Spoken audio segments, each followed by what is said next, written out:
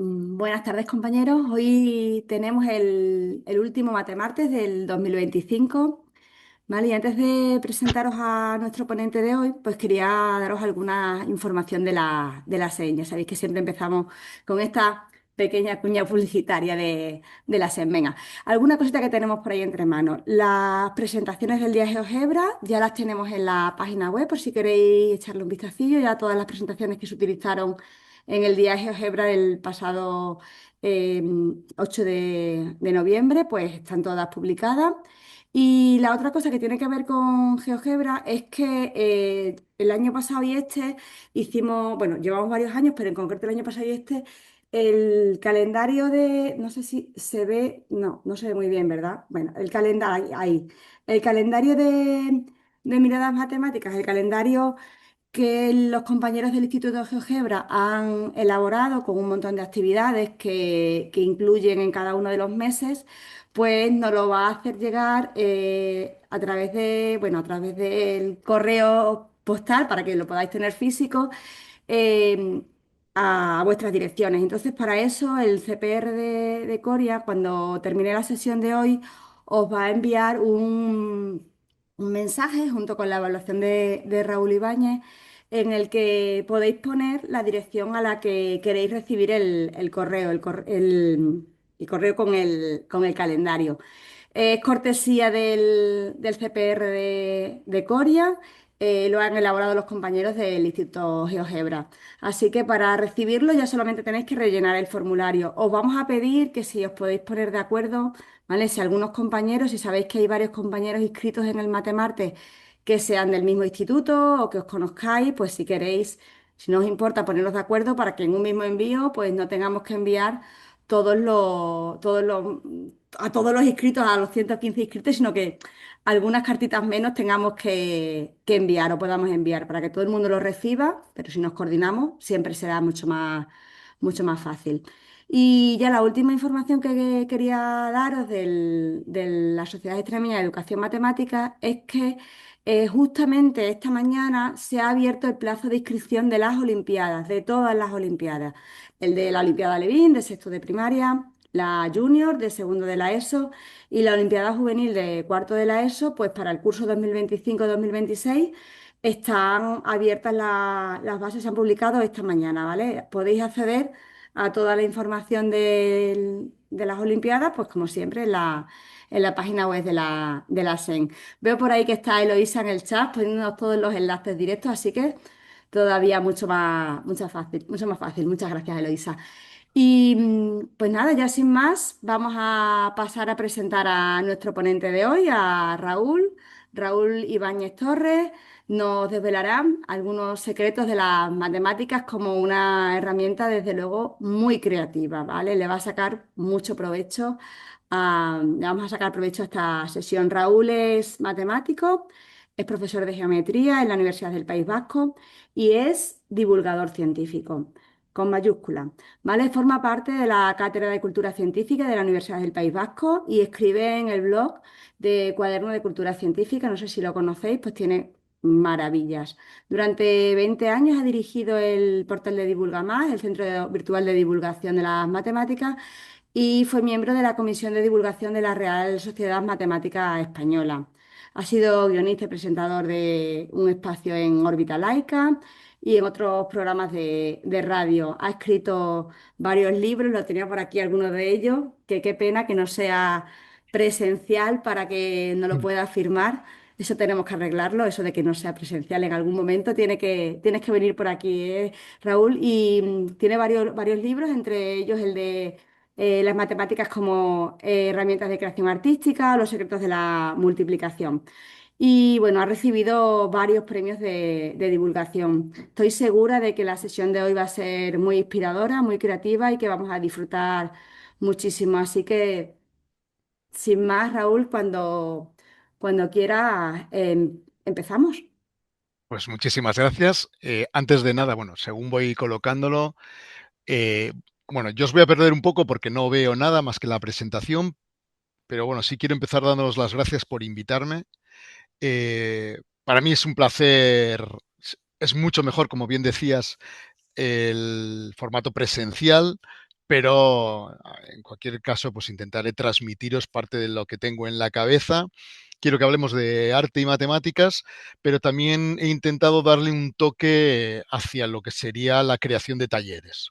A veces hablaré de algo explícito, pero en otras ocasiones será algo implícito, que más o menos uno puede intuir de que ahí salen bastantes talleres, ¿no? Entonces he modificado un poco esa línea. Y la temática va a ser muy diversa y bueno, luego me podéis preguntar sobre lo que queráis. Antes de empezar, quería un poquito ahondar bueno, en los libros de la colección Miradas Matemáticas, en particular aquí pongo los míos, pero bueno, es una colección que para mí me parece muy interesante porque junta, por una parte, los aspectos divulgativos con los aspectos, digamos, didácticos y de creación de talleres, y creo que eso es muy positivo porque, aparte de divulgar, pues también nos anima a ser activos, que creo que es un poco el objetivo de muchas de las cosas que hacemos, en particular, creo que es lo que yo quiero hacer hoy con esta charla. Yo os voy a hablar de arte. La relación entre arte y las matemáticas es muy antigua, viene desde los orígenes, pero a mí me interesa especialmente la relación en el siglo XX. La relación de las matemáticas con el arte contemporáneo es muy especial y yo creo que tiene dos caras muy hermosas y muy fuertes, que son, por una parte, como fuente de inspiración, es decir, las matemáticas en el siglo XX y siglo XXI son una fuente de inspiración en el arte, de hecho en todo tipo de arte. Y un ejemplo al que suelo mencionar es cómo, por ejemplo, la cuarta dimensión tuvo una gran influencia en el cubismo, el futurismo, el suprematismo, es decir, una serie de movimientos de vanguardistas del siglo XX, sobre todo de la primera mitad del siglo XX. No es el tema de hoy, porque hoy me interesa el otro aspecto, no como fuente de inspiración, sino el otro aspecto de la relación entre las matemáticas y el arte contemporáneo, que es como herramienta de creación artística. Las matemáticas han jugado y juegan un papel muy interesante como herramienta de creación artística en el arte contemporáneo. Y es ahí donde me quiero parar un poco. Siempre que hablamos de relación de arte y matemáticas, muchas veces las personas piensan, bueno, estos son interpretaciones del matemático de la matemática, que pues un poco en esa pasión suya, eh, pues intenta un poco hacer esa mirada matemática, ¿no? Pero quiero que tomemos conciencia de que realmente esto no es solo porque yo creo que es así, sino que vamos a ver que efectivamente los artistas han considerado las matemáticas como una herramienta para crear, digamos, de forma consciente. Y nos vamos a ir atrás en el tiempo a Vasily Kandinsky, artista y crítico de arte. En su obra de lo espiritual en el arte, en 1912, postula las premisas de un arte en el cual la imaginación del artista sería reemplazada por la concepción matemática. Esto es una idea revolucionaria. ¿Qué nos está planteando? Kandinsky nos está planteando métodos de creación objetivos. Es decir, vamos a eliminar la imaginación del artista. Hombre, eso es un poco duro decirlo así, pero nos dice, vamos a eliminar y vamos a introducir la concepción matemática, es decir, métodos objetivos de creación, ¿no? Entonces, obviamente, él lo plantea, obviamente no lo llevas a cabo, pero plantea una pequeña revolución artística con esta idea. Esa idea es recogida por algunos artistas, los que firman, por ejemplo, el Manifiesto de Arte Concreto, quizás de los más conocidos es Theo van Doesburg, y lo que plantean en este movimiento artístico, recogiendo las ideas de Kandinsky, pues ahí veis los 6 puntos clave, que son, pues eso, que la obra debe ser concebida enteramente en la mente del artista, evitando la naturaleza, la sensualidad, el sentimentalismo, excluyendo el lirismo, el drama, el simbolismo. Los elementos para crear esas obras de arte deben ser puramente plásticos, como superficies, colores. Bueno, y ahí veis un poco las diferentes opciones. No se mencionan las matemáticas, es cierto, pero si uno se va a los artículos explicativos de este manifiesto, ya se encuentra ahí cómo se mencionan las matemáticas como un elemento, como una herramienta creativa, ¿no? Bueno, pues esta idea que postula Kandinsky, que recoge el movimiento del arte concreto, luego se extiende por otros movimientos artísticos como la abstracción geométrica, el constructivismo británico, el minimalismo, el arte conceptual, el arte algorítmico, y eso es un poco la idea de esta idea filosófica, ¿no? Lo que vamos a hacer aquí vamos a elegir una serie de temas y vamos a ver cómo algunos artistas han utilizado esas matemáticas para crear arte. En particular, le voy a intentar dar también una pequeña mirada hacia un taller, hacia lo activo, por decirlo de alguna forma. Y vamos a empezar con el resultado, digamos, matemático por antonomasia, y yo además que soy de geometría, pues no podía ser de otra forma. Vamos a empezar con el teorema de Pitágoras, que cualquiera puede decir, bueno, pues el teorema de Pitágoras como elemento creativo, pues no lo sé. Bueno, pues vamos a ver que sí, ¿no? No hace falta que os explique qué es el teorema de Pitágoras, de sobra conocido, sobre todo en nuestro mundo. Dado un triángulo rectángulo, el cuadrado de la hipotenusa es igual a la suma de los cuadrados de los catetos. La famosa a al cuadrado más b al cuadrado es igual a c al cuadrado, donde a y b son los catetos y c es la hipotenusa, ¿no? Visto geométricamente, pues si tenemos el triángulo rectángulo ABC y apoyamos un cuadrado en la hipotenusa y un cuadrado en cada uno de los catetos, lo que nos está diciendo el teorema de Pitágoras es que la superficie del cuadrado de la hipotenusa es igual a la suma de las superficies de los cuadrados de los catetos. Es decir, que nos está hablando de medida. De hecho, en la antigüedad, el teorema de Pitágoras se utilizaba pues para elementos de medición en agrimensura, ¿no? La tablilla babilónica, por ejemplo, que se ha encontrado de hace muchísimo tiempo, pues era una aplicación del teorema de Pitágoras a la agrimensura, ¿no? Por ejemplo. Pero no vamos a hablar del teorema de Pitágoras, sino cómo hay artistas que utilizan el teorema de Pitágoras para crear obras de arte. Y veamos que eso es así. Y vamos a empezar con Max Bill. Max Bill es el máximo exponente del arte concreto, el artista más reconocido de este movimiento artístico. Y vemos aquí una obra sencilla, gobernada por un triángulo rectángulo blanco.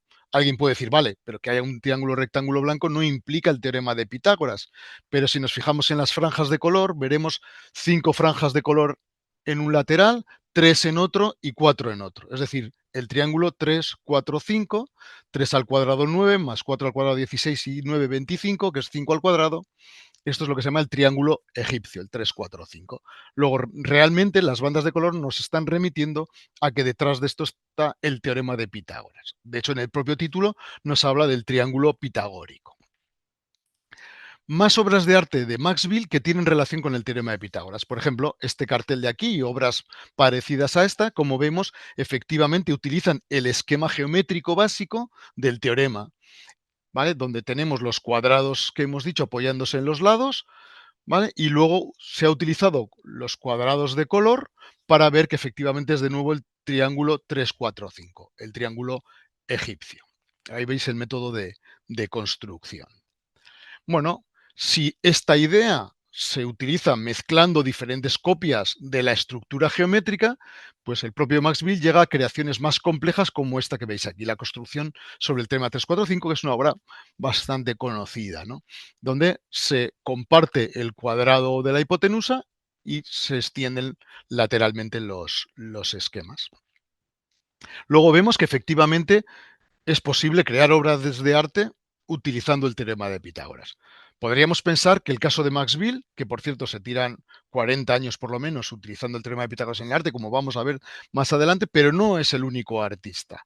Hay muchos otros artistas. Por ejemplo, uno de los que me gusta mucho, el artista conceptual estadounidense Mel Bochner, ¿vale? En esta instalación que se titula Meditación sobre el teorema de Pitágoras, veis que está pintado en tiza un triángulo rectángulo y luego con avellanas se hace una retícula, o 3 retículas cuadradas, que por una parte nos remiten a lo que es la parte visual, al esquema geométrico del teorema de Pitágoras, pero si contamos el número de avellanas hay 9 en uno, 16 en otro y en el otro hay 25. Nos está remitiendo a la parte también de los números, ¿no? 9 más 16 es igual a 25.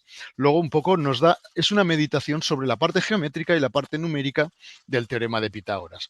Obviamente ahí hay peros que uno le puede poner matemáticamente, pero desde el punto de vista artístico me parece una reflexión artística preciosa y que merece la pena, ¿no? Más artistas que han utilizado el teorema de Pitágoras, por ejemplo, el artista minimalista Calandré, en esta instalación, el vacío encerrado por los cuadrados de 3, 4 y 5 son 50 planchas de acero cuadradas representando el esquema básico del teorema de Pitágoras.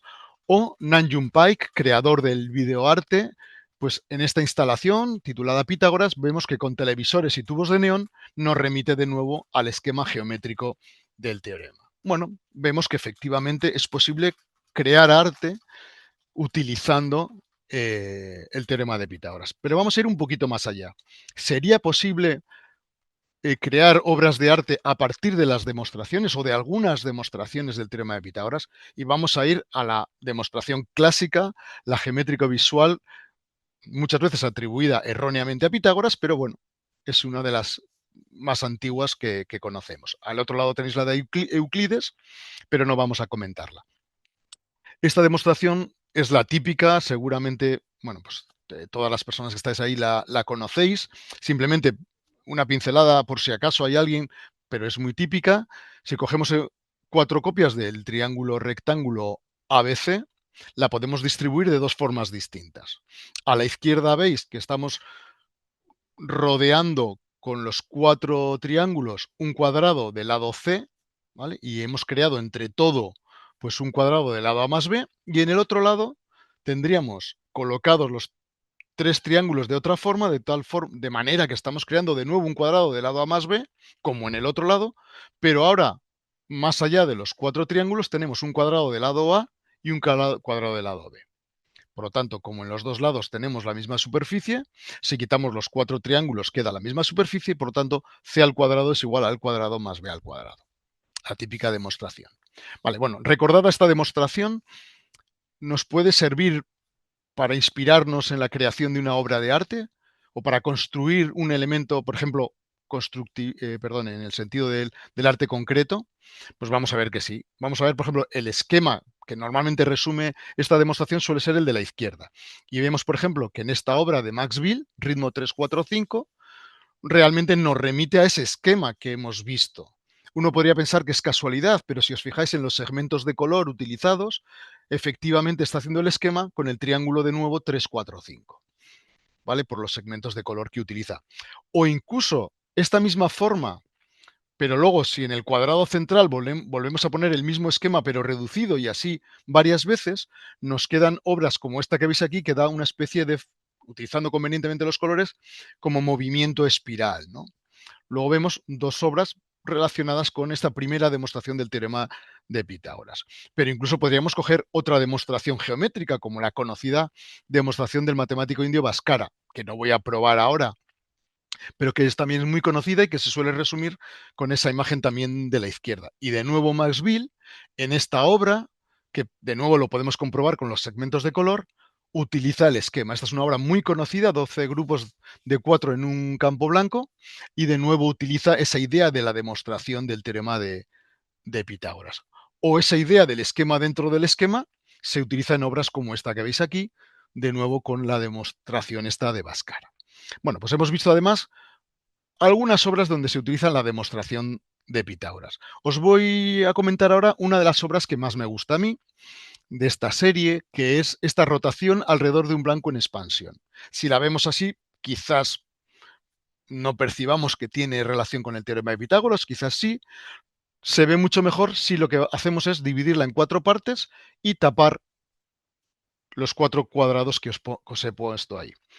Haciendo esto, creo que ya os habréis dado cuenta que lo que tenemos es 4 esquemas de la demostración de Bhaskara, pero para triángulos con diferentes formas, de manera que cíclicamente el cuadrado central va creciendo en tamaño. ¿Vale? Si ahora vemos lo que está detrás del cuadrado negro, observaremos que está 4 esquemas de la demostración primera atribuida a Pitágoras, de nuevo para triángulos de diferentes formas y por lo tanto el cuadrado blanco central cada vez es más grande de forma circular. Y el resultado de mezclar estas cosas pues da esta obra, en mi opinión, una obra preciosa, ¿no? En el sentido además del arte concreto, formas y colores, efectivamente. Bueno, pues aunque hay mucho más, vemos que no solo el teorema de Pitágoras, las demostraciones del teorema de Pitágoras forman parte de obras de arte. Por ejemplo, aquí tenemos una artista concreta más contemporánea, la alemana Irene Schramm-Biermann, y ella lo que hace es superponer las dos estructuras, ¿vale? Y superponiendo las dos estructuras nos da esta obra de arte concreto. O la artista estadounidense Susan Cooper hace 12 obras de arte, que son las 12 demostraciones sin palabras que aparece en el libro Demostraciones sin palabras de Roger Nelson, ¿no? y pues ella las lleva a una serie de obras. Esto nos está dando una idea, por cierto, que puede ser utilizado para un taller. Utilizar esquemas geométricos de teoremas que queremos estudiar o que queremos enseñar y darles color y trabajar un poco con las ideas que subyacen, mezclándolo un poco con temas artísticos. Y bueno, vamos avanzando más y llegamos a estas obras de arte de Maxwell. Estas obras de arte son cuadrados, bueno, rombos en este caso, porque los hemos girado, pero son cuadrados, con 3 triángulos rectángulos, y uno podría decir, bueno, pues que tenga 3 triángulos rectángulos no quiere decir que tenga que ver con el teorema de Pitágoras. Y es cierto, porque de hecho el propio Maxwell tiene obras parecidas a estas con 3 triángulos rectángulos que no tienen que ver con el teorema de Pitágoras. Sin embargo, estas sí tienen que ver. No ha sido fácil darme cuenta de por dónde enganchar, pero uno, digamos que más o menos por diferentes informaciones que yo había leído, sabía que aquí había de trasfondo, eh, estaba el teorema de Pitágoras desde una visión, digamos, de geometría clásica. Y acabé dándome cuenta que esto estaba muy relacionado con el teorema de Haga. El teorema de Haga es un teorema de papiroflexia, más o menos veis ahí el esquema. Quien esté interesado un poco más, no solo en el libro, en el último libro mío, sino también en un artículo del Cuaderno de Cultura Científica, lo podéis leer. Y el ejercicio de papiroflexia es muy sencillo. Voy a hacer aquí ahora. Se trata de obtener primero, espero que lo veáis bien, es decir, un papel cuadrado del tamaño que queráis. He cogido uno pequeñito para que lo veáis bien. Y se trata, por una parte, de marcar el punto medio. Entonces yo doblo el papel por la mitad y marco el punto medio de uno de los lados. Aquí veis que ya lo tengo pintado porque quiero que veáis el resultado. Vale, he marcado el punto medio. ¿Y ahora qué hacemos? Cogemos una de las esquinas, que puede ser esta o esta, y la llevamos a ese punto medio. ¿Vale? Y al llevarla al punto medio, marcamos la doblez. Y nos queda efectivamente, solamente tenemos que hacer eso, marcar el punto medio, llevar una esquina al punto medio, marcamos la doblez y eso nos da lugar a 3 triángulos que he pintado. Este, este y ahora este otro de aquí. ¿Vale? Si despliego, tenemos los 3 triángulos rectángulos. Vale. Hasta aquí más o menos. Bien, pues el teorema de Haga, que se puede demostrar bastante fácilmente, nos dice que los 3 triángulos tienen la misma forma, es decir, son proporcionales. ¿Vale? Y además no solo tiene la misma forma, sino que es la forma del triángulo egipcio 345. De hecho, elegido convenientemente las medidas, y lo veis en la imagen de pantalla, veis que he cogido las medidas de 24, pues si cogemos las medidas de un cuadrado de lado 24, este es el triángulo 345, este es el triángulo 345 multiplicado por 3, y este es el triángulo 345 multiplicado por 4. Es decir, los 3 triángulos son iguales en forma, pero con distinto tamaño. Vale, pues a partir de esta imagen de aquí es la que considera Maxwell en estas obras que veis aquí. Más aún, utilizando un par de cuestiones relacionadas que están con esto, hace también obras como esta que veis aquí, que sería lo siguiente, sería como mezclar, a ver si lo hago bien, 2 veces esa misma construcción. ¿Vale? Y mezclando 2 veces esa misma construcción, nos queda esos 2 cuadrados intersecados con ahora 6 triángulos que son simétricos además por la recta de doblaje, ¿vale? Hay una simetría y son 6 triángulos pitagóricos que son esencialmente el egipcio, ¿no? Luego vemos ahí bastantes cosas relacionadas con el teorema de Pitágoras. Y hay muchos artistas más de los que no voy a hablar porque no tenemos mucho tiempo, pero quiero que veáis que hay bastante material y desde una forma, digamos, también bastante novedosa. Esto, por ejemplo, que acabamos de ver, no es muy conocido. Y de nuevo, para mí es una imagen preciosa y que también se puede trabajar mucho en el aula. Y podríamos pensar que ya es mucho, pero vamos a ir un poquito más allá. Y vamos a acabar con el árbol fractal de Pitágoras. Seguramente también quizás lo conozcáis, pero es una construcción que yo creo es muy interesante, muy hermosa y que nos da lugar a cuestiones bastante curiosas. Es simplemente empezar por el esquema básico geométrico que tenéis ahí en la pantalla, elegido simplemente el triángulo rectángulo que es isósceles, ¿vale? Para que sea simétrico. Vale, ahora vamos a coger ese esquema y vamos a hacer 2 copias y las vamos a reducir de tamaño de tal manera que el cuadrado de la hipotenusa sea ahora del tamaño de los cuadrados de los catetos. Y vamos a poner los dos esquemas encima, así. ¿De acuerdo? Es decir, hemos cogido dos copias, las hemos reducido y hemos compartido el cuadrado sobre el que se apoya en el de la hipotenusa.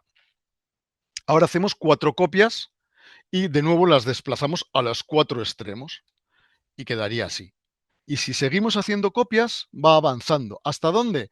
Pues esta imagen que tenéis arriba a la derecha y que es efectivamente el árbol fractal de Pitágoras.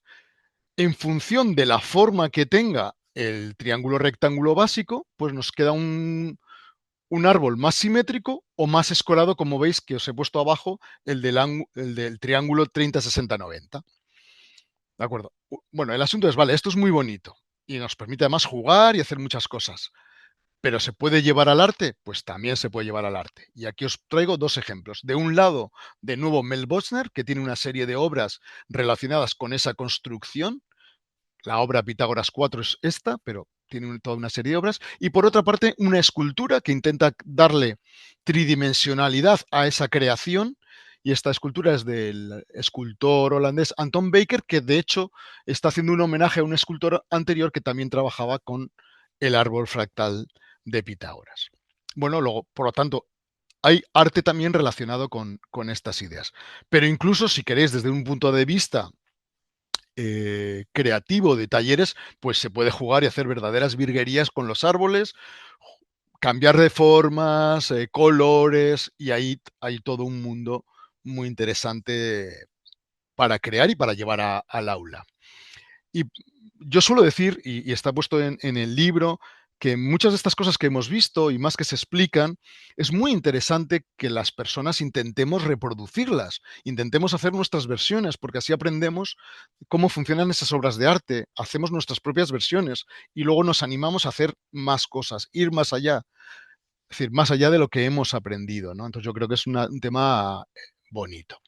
Vale, pues vamos a pasar a otro tema. Había quitado inicialmente la banda de Moebius porque yo creo que es bastante conocida, pero me he animado, teniendo en cuenta que tenía un pelín más de tiempo del que esperaba, me he animado a incluirlo de nuevo. Soy consciente de que todas las personas que estáis escuchando esto sabéis lo que es una banda de Moebius. No voy a entrar en este rollo de qué es la topología y una discusión filosófica sobre lo que significa ser orientable o no. Simplemente os voy a recordar lo que ya sabéis, que una banda de Moebius es simplemente, pues si cojo una tira que pegamos por los extremos, creamos una superficie que tiene dos caras, la interior y la exterior, y dos bordes, el derecho en este caso y el izquierdo. Muy bien. Como sabéis, si en lugar de pegarlas directamente giramos media vuelta, uno de los laterales, creamos esta superficie retorcida que solo tiene una cara, puesto que si pintamos, la veremos pintado entera cuando lleguemos al punto de partida. Y de hecho, y esto no se dice mucho, pero también es muy importante, interesante, solo tiene un borde. Si pintamos el borde, realmente el borde es único. Es decir, al darle la vuelta, las caras se convierten en una y los bordes se convierten en uno. Como también sabéis, esta superficie pues tiene mucho juego. Hay un montón de experimentos muy interesantes con la banda de Moebius que nos da lugar a cosas muy interesantes. En el libro se ponen un montón de actividades relacionadas con la banda de Moebius. Aquí he puesto un poquito las dos más clásicas, que es, podemos hacerlo, por cierto, pues cortar por la mitad, que ya lo sabéis porque es un clásico, pero podemos hacer al menos el cortar por la mitad. Podemos coger la banda de Moebius cortando. A ver, si cogemos una banda normal y la cortamos por la mitad, pues no tiene mucha gracia. ¿Por qué? Pues porque sería una banda normal, dos bandas normales con la mitad de anchura. Si cortamos por la mitad la banda de Moebius, la anchura también tiene que ser la mitad porque estamos cortando por la mitad, pero como bien sabéis, ¿qué es lo que ocurre? Bueno, ya lo sabéis, no es que vaya a descubrir gran cosa hoy, pero como sabéis, lo que ocurre ahora es que se convierte en una única banda retorcida y que si contamos las caras tiene dos caras. Es decir, al cortar por la mitad, lo que era la banda de Moebius vuelve a girarse y tenemos una banda con dos caras y dos bordes. Otro ejemplo clásico, aunque nos lo podemos saltar un poco, es cortar por un tercio. Si cortamos por un tercio, que también lo conoceréis, podríamos pensar incluso qué va a pasar. Vale, yo suelo pegar tiras a veces de diferentes colores porque ahí se ve muy bien. Hoy no lo he traído, pero podríamos haberlo hecho. Lo que va a ocurrir es que al cortar por un tercio, mi corte inicial se va a juntar con mi corte de un lado, se va a pegar con el del otro. De manera que la parte exterior de los dos lados a priori, lo que hace, bueno, de los dos lados, ¿me entendéis? Lo que hacen es juntarse. Por lo tanto, lo que va a quedar es en el centro una banda de Moebius y en los extremos se va a dar media vuelta y luego otra vez media vuelta, luego una banda normal retorcida. Y lo que va a quedar, como bien sabéis, es una banda de Moebius ligada a una banda normal retorcida, ¿no? Esto da bastante juego, como os digo, incluso magos como el propio Houdini, pues lo han utilizado para hacer trucos de magia, ¿no? También es bastante conocido. Vale, la ilustración más conocida en el arte contemporáneo de una banda de Moebius, de una cinta de Moebius, es esta imagen de Maurice Escher. Es lo más conocido, pero no es el inicio. En el arte contemporáneo empezó mucho antes que esta obra. Y os voy a contar un poco cómo empieza a utilizarse la banda de Moebius en el arte contemporáneo, que de hecho fue un boom dentro de lo que es el arte, porque para ellos significó mirar a una superficie que era muy diferente a lo que ellos imaginaban que ocurría con una superficie normal y corriente. Pues para ver cuándo empieza esto en el arte contemporáneo, y digo en el arte contemporáneo porque nos podemos encontrar imágenes de bandas de Moebius ya en el arte romano, en mosaicos romanos, por ejemplo, o en bisutería, es decir, en joyas de la antigüedad, que muy bien, pues jugando un poco con las bandas, pues llegaron también a una banda de Moebius. Luego tenemos en la antigüedad ya se conocía una banda de Moebius, aunque no matemáticamente, en el siglo XIX se introduce matemáticamente y dentro del arte se inicia de forma paralela a las matemáticas. Cuando Max Bill, de nuevo Max Bill, introduce la banda de Moebius, lo que él llama la cinta sin fin, él no sabe lo que es matemáticamente esta superficie. ¿Cómo entonces encuentra él esta superficie? Pues de la siguiente forma. En 1935 le hacen un encargo, una empresa que ha diseñado una chimenea eléctrica, quiere poner algún tipo de elemento colgante que gire con el aire ascendente de la chimenea eléctrica. Claro, la chimenea eléctrica no tiene fuego, entonces necesitan algo que le dé vidilla a la chimenea eléctrica y quieren algo que se mueva con el aire. Y entonces Maxville empieza a darle vueltas a diferentes opciones y al final llega a nuestra banda de Moebius, es decir, juntando las esquinas de una forma retorcida, como hemos visto, pues llega a esta superficie, a la banda de Moebius. Y le maravilla. De hecho, ahí tengo algunas frases que él pone en algunos de sus artículos. Decía, esto le daba forma espacial al símbolo matemático del infinito. Teníamos, y se refiere al borde, una línea que era paralela a sí misma. O luego, o por ejemplo, nos habla un poco de las geometrías no euclidianas y cómo esto tiene que ver con las geometrías no euclidianas, con lo finito y lo infinito. Bueno, es decir, es algo que le maravilla. Y rápidamente, en el 36, crea una escultura en yeso que la presenta en la Bienal de Milán.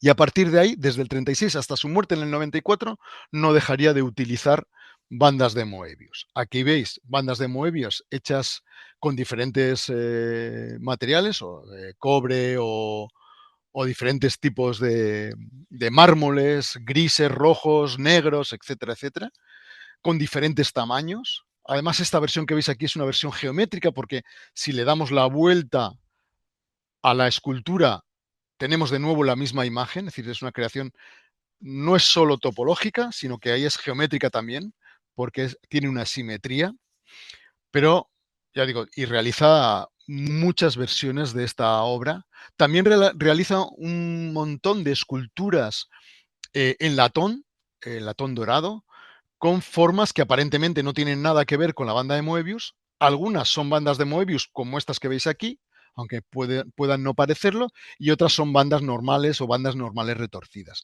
Tiene una colección muy amplia de esculturas de latón, hasta el punto que un crítico las empezó a llamar las esculturas topológicas. Y de hecho fue el inicio de la gran influencia que tuvo Max Bill y este tipo de esculturas en el arte contemporáneo, que ahora explicaré. Otra serie de obras que hizo, como esta, la unidad tripartita, esta es una obra muy importante en la obra de Max Bill y muy importante en la influencia posterior que tuvo en otros y otras artistas. En esta obra mezcla, si no recuerdo mal, una banda de Moebius con dos bandas normales. De manera que al final nos queda este objeto que veis aquí, esta superficie. Esta superficie no orientable también, de nuevo, que solo tiene una cara.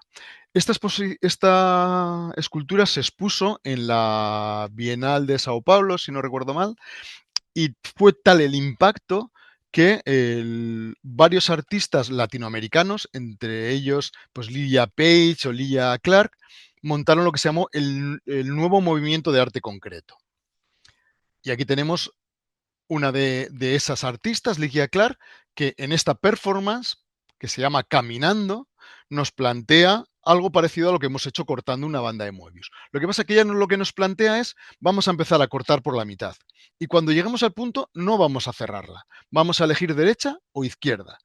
Y sigamos cortando. Y de nuevo, cuando lleguemos, vamos a ir siempre eligiendo hasta que ya no podamos cortar más, ¿no? Es decir, es un poco, es una performance en la que el espectador se acaba convirtiendo en actor principal porque también se le anima a cortar y se aprende un poco lo que es una banda de Moebius, lo que significa cuando uno corta. Bueno, es lo que se llama artísticamente una performance.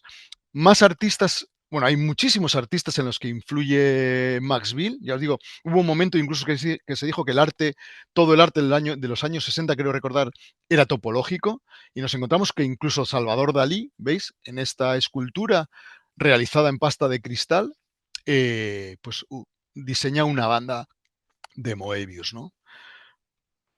O aquí veis una artista noruega, Axe Texmon Wright, que cuando en uno de sus viajes que hizo a París, descubre lo que es una banda de Moebius y a partir de ahí empezó a trabajar con diferentes esculturas de bandas de Moebius, que realmente es lo que podríamos llamar un anillo prismático retorcido o un toro de Moebius. Es decir, lo que tenemos ahora es un prisma, en este caso cuadrado, y se trataría de girarlo sobre sí mismo y unir los extremos, ¿no? Y bueno, pues ella trabaja diferentes variaciones de este tema, ¿no? En obras realmente impactantes y muy hermosas. Os voy a explicar ahora una de las obras que para mí es rompedora, que es bueno, es del escultor japonés Keizo Ushio, que tiene toda una serie de obras, entre ellas, por ejemplo, Moebius en el espacio, que veis ahí, para mí de una gran belleza y además de una profundidad simbólica increíble, que además utilizan fuertemente el concepto de banda de Moebius. Claro, ¿qué es lo que estamos viendo ahí? Porque una banda de Moebius no es, si nos fijamos, realmente lo que es un toro. Es decir, es un donut, un toro. Entonces, ¿qué es lo que estamos viendo? Bueno, pues vamos a explicar un poco cómo se hace esta obra y qué tiene que ver con la banda de Moebius. Vale, esta obra, ¿cómo se hace? Primero lo que se genera es, con el mármol, pues un toro. Y luego se va barrenando, se van haciendo agujeros, pero se va girando hasta crear media vuelta. Entonces, lo que se va eliminando es lo que sería nuestra banda de Moebius. Es decir, al ir barrenando, es el vacío interior lo que realmente tiene banda, de la forma de la banda de Moebius. Es decir, si nosotros metiéramos algún tipo de sustancia plástica de estas que luego se endurece, realmente en ese vacío tendríamos una banda de Moebius. Por lo tanto, lo que es la escultura, que es justo lo contrario, es el exterior de una banda de Moebius. Luego, lo que está representando Keizo Ushio en esta escultura es el exterior de la banda de Moebius. Vale, pero claro, en el exterior de una banda de Moebius estamos diciendo. Una banda de Moebius hemos dicho que tiene una única cara. Y una cara no es más que la relación de la superficie con el exterior. Luego, si solo tiene una cara, la relación con el exterior es única. Y por eso esa imagen que veis ahí es una única pieza, no se separa en dos partes. ¿Por qué? Porque el exterior es único, solo hay una cara. Pero ¿por qué en esa imagen que veis ahora a la derecha y abajo hay dos partes? Porque eso no se fundamenta en una banda de Moebius, se fundamenta en una banda normal retorcida. Es decir, en lugar de ser una banda normal o una banda de Moebius, le hemos dado una vuelta entera y al darle una vuelta entera se convierte en una banda normal pero retorcida. Es decir, la forma de crear es la misma. Primero es un toro y luego vamos barrenando, pero en lugar de dar media vuelta, da una vuelta entera. Por lo tanto, ahora el vacío es una banda normal retorcida, tiene dos caras y al tener dos caras, la parte exterior se separa en dos partes distintas, que forman esa escultura que veis ahí, que Keizo Ushio la hizo en Madrid, en el ICM, bueno, que le invitamos para hacerla en directo delante del público. Para mí me parecen unas obras, una serie de obras, las de Keizo Ushio, muy, muy impactantes realmente. Y quiero terminar esta parte dedicada a la banda de Moebius viendo que efectivamente podemos hacer bandas de Moebius, incluso artísticas, desde diferentes perspectivas. Xavi Gutiérrez, que es cocinero y escritor de novela negra, cuando presentamos mi libro en Donosti, pues le pedí que hiciera de maestro de ceremonias, que me ayudara, y leyéndose el libro se le ocurrió crear este postre. Y entonces realizó un postre que era chocolate desorientado, que es una banda de Moebius, con dados de mango. Por lo tanto, podemos hacer arte, incluso arte culinario, con la banda de Moebius. Vamos a seguir avanzando. Ahora os propongo que trabajemos un poco con lo que son los cuadrados latinos, que también conocéis y que no hay ningún tipo de problema con ellos. Aquí podríamos hablar de muchas cosas. Podríamos hablar de álgebra y podríamos hablar de combinatoria. No voy a trabajar hoy temas algebraicos, prácticamente una pincelada simplemente para que veáis una cosa más adelante, pero voy a evitarme un poco esa parte, porque quiero quedarnos un poco en la parte más combinatoria, la parte más recreativa, ¿no? De lo que es un cuadrado latino. Que además, obviamente, los cuadrados latinos nos permiten jugar y hacer también cosas muy interesantes desde el punto de vista matemático, pero también desde el punto de vista artístico, en un taller con otros elementos, ¿no?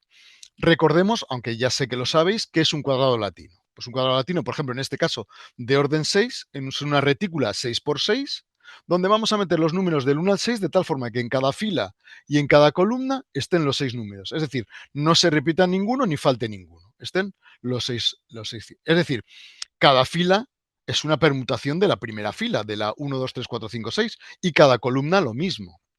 Eso es lo que me está diciendo el hecho de que sea un cuadrado latino. Este cuadrado latino de orden 6, si en lugar de números ponemos, por ejemplo, colores, lo que me queda efectivamente es esta obra de Richard Paul Losse, que es otro artista concreto muy importante y muy conocido, que entre sus obras de cuadrados y rectángulos de colores, que tiene muchas, hay una parte de ellas, no todas, pero hay una parte donde utiliza cuadrados latinos. Y vemos esta es una obra donde utiliza cuadrados latinos. Y he elegido esta obra tan sencillita porque además me permite mostrar más cosas. Por ejemplo, en esta obra, que recalco, es una serie de obras que están hechas entre el año 1950 y 1976. ¿Y por qué recalco esto? Porque si ahora en esta obra nos vamos a las 6 zonas que os he marcado ahí, os daréis cuenta que en las 6 zonas están de nuevo los 6 números o los 6 colores, como queráis verlo. Por lo tanto, no solo es un cuadrado latino, sino que tiene 6 zonas con los 6 números. Esto es un sudoku. De hecho, es la variación de sudoku 6 por 6, ¿vale? Que existe, de hecho. Pero los sudokus, ojo, los sudokus fueron inventados en el año 1978, pero no se conocieron hasta prácticamente el año 2004-2005, que se hicieron muy populares en todo el mundo. Y este hombre lo hace antes. Es decir, él hace esta idea antes de conocerse lo que es un sudoku. Más aún, ¿qué más hace? Pues como está jugando con el rollo estético, pues en cada punto, por ejemplo, ahí veis un cuadrado amarillo, no tiene alrededor ningún cuadrado amarillo, ¿vale? Para que no haya una confluencia de colores. O el naranja lo mismo, alrededor no tiene ninguno naranja. Es decir, trabaja mucho con cuadrados latinos donde ocurra esto, donde no se peguen colores de ninguna forma. ¿Vale? Entonces estamos viendo, y ahora os voy a explicar esto que acabo de poner aquí, estamos viendo los cuadrados latinos, que son elementos matemáticos que inspiran obras de arte, en particular las de Richard Paul Losse. Y ahora vamos a ver cómo el arte de Richard Paul Losse va a motivar una investigación matemática. De hecho, este hombre que aparece aquí, David Meyer, que era el hijo de un amigo de Losse, se dedica a estudiar, bueno, realmente son los grupos, pero vamos a obviar eso. Digamos que se dedica a estudiar los cuadrados latinos que tienen la propiedad del losse y hace una clasificación de todos esos elementos, ¿no? Es decir, aquellos que matemáticamente no tienen el mismo color en las proximidades y hace un estudio matemático sobre los mismos, ¿no? Vemos un poco matemáticas inspirando al arte y el arte inspirando de nuevo a las matemáticas. Richard Paul Losse trabaja con cuadrados latinos muy diferentes. Por ejemplo, esto es un cuadrado latino de los cíclicos, es decir, de hecho de los relativamente sencillos, porque es cíclico, pero lo distribuye los colores de tal forma que se nos marca una cruz azul y un rombo amarillo, como podéis ver. Pero en el fondo lo que está debajo es simplemente un, un cuadrado latino, veis ahí los números, y además el orden se mantiene en cada columna. Lo único que donde están desplazadas, es decir, es cíclico realmente. O aquí veis otra obra, perdón, que esto ahora es un cuadrado latino de orden 9, con la particularidad, de nuevo, como en otros casos, sigue cumpliendo lo que hemos dicho de que cada color no tiene alrededor el mismo color, ¿vale? Y además la particularidad de que ahora las columnas y las filas de fuera hacia adentro van teniendo la mitad de anchura, creando una especie como si se fuera juntando todo hacia el centro, ¿no? Es decir, haciendo un efecto óptico que va más allá solo del cuadrado latino. Juega con la geometría de las filas y las columnas. Vale. Para intentar transmitiros que lo que estamos haciendo con números o estamos haciendo con colores lo podemos hacer con cosas muy variadas, os voy a mostrar la obra de otro artista concreto, un artista concreto alemán que, por cierto, nos ha dejado hace muy poquito, en abril de 2025, y él lo que hace, en esta obra que veis aquí, estáis viendo cuadrados, pero él lo que hace es lo siguiente. Vamos a explicar esta serie de obras. Es una serie de obras donde lo que coge es como elemento básico rectángulos. En el límite ese rectángulo es simplemente un segmento, luego va creciendo el rectángulo, se convierte en cuadrado y luego va creciendo más aún el rectángulo. Y lo que hace es girarlo. Como el rectángulo que está creando aquí es un rectángulo, perdón, es un cuadrado latino de orden 16, lo que él hace es realmente dividir 180 grados, que sería media vuelta, pues porque si hacemos un rectángulo y le hacemos 180 grados, vuelve a quedar igual. Por lo tanto, ahora esos 180 grados los divide en 16 para ir girando poco a poco hasta dar esa media vuelta, ¿no? Y que quede en la posición simétrica inicial. Vale, aquí veis simplemente, por ejemplo, en la parte de abajo, lo que sería girar 45 grados, sin más. Y él lo que hace es con esos 1, 2, 3, 4, 5, 6 elementos. Y quedan obras como esta. Primero con el segmento, con rectángulos cada vez más grandes, o pasando al cuadrado o a los rectángulos ya muy grandes. Pero en esencia lo que tenemos es simplemente ese cuadrado latino que significa girar esa figura geométrica en la cantidad que os he dicho antes. Pero al hacerlos más grandes, los efectos visuales son distintos. Por lo tanto, se pueden trabajar lo que son los cuadrados latinos de formas muy diversas. Esta es otra segunda que os pongo. Os voy a poder mostrar una tercera forma de trabajar con los cuadrados latinos.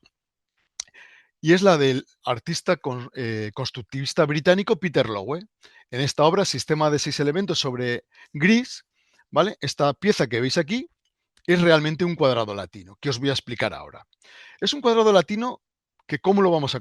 Como he dicho antes, para construir un cuadrado latino, una de las formas, por ejemplo, sería empezar con 1, 2, 3, 4, 5, 6 e ir realizando permutaciones, ¿vale? Pero asegurándonos de que esas permutaciones nos lleven a lo que estamos diciendo, es decir, a que no solo tenemos los 6 números en cada fila, sino también en cada columna. Es decir, la posición no se puede repetir.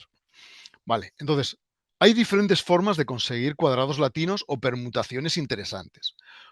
Una es esta que utiliza Peter Lowe en la obra que os he mostrado antes y que es una forma de permutar un poquito matemática, porque a veces, como otra que os voy a enseñar luego, no siempre son matemáticas, a veces son más geométricas, ¿no? Entonces, yo voy a coger primero los números del 1 al 6, voy a poner el 0 simplemente como de apoyo, ya vais a ver por qué, y voy a hacer lo siguiente. Si os fijáis en el 1, en la siguiente fila le he movido una posición hacia la derecha. El 2 lo he movido 2 posiciones. ¿Veis? Lo voy a marcar aquí. El 1, una posición. El 2, 2 posiciones. El 3, 1, 2, 3 posiciones. ¿Y el 4 qué pasa con él? Pues sería 1, 2 y seguimos por la izquierda contando el 0, 3 y 4. Aquí va el 4. El 5 lo mismo. 1, 2, 3, 4 y 5. Aquí va el 5. Y el 6 lo mismo que iría aquí. Luego hemos permutado con eso que es mover cada número tantas casillas hacia la derecha como el valor del número. Y eso lo podemos hacer de nuevo. Por ejemplo, aquí. De nuevo, el 1 una posición, el 2 dos posiciones, el 3, el 4, el 5 y el 6. Y si hacemos esto hasta el final, nos queda un cuadrado latino. Vale. Una pregunta que nos podríamos plantear, vale, esto lo has hecho con 6. Lo podríamos hacer con 5, con 7, con 8. ¿Siempre nos va a quedar un cuadrado latino? No. La respuesta es no.